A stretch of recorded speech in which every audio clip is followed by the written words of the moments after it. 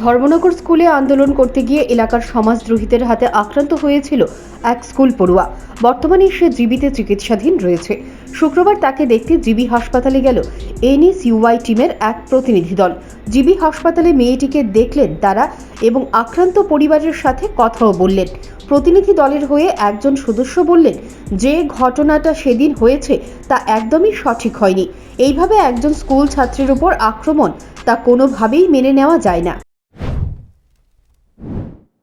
আজকের দিনে যেখানে শিক্ষা মানুষের মৌলিক অধিকার, মানুষ শিক্ষা পেতে চায়, সেই জায়গায় আমরা দেখছি বিজেপির শাসনে ক্রমাগতভাবে ত্রিপুরা রাজ্যের মধ্যে শিক্ষাকে সংকুচিত করার প্রয়াস চলছে।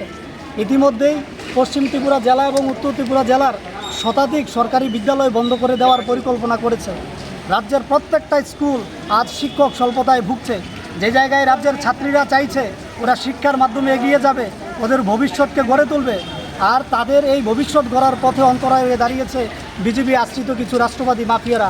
তারই ফলস্বরূপ আজকে আমরা দেখেছি মটুসির উপর প্রাণঘাতী আক্রমণ। কংগ্রেস দল এই ঘটনার তীব্র নিন্দা জানিয়েছে। একই সঙ্গে অভিযুক্তদের শাস্তির দাবিও তুলল প্রদেশ কংগ্রেসের এনএসইউআই টিম।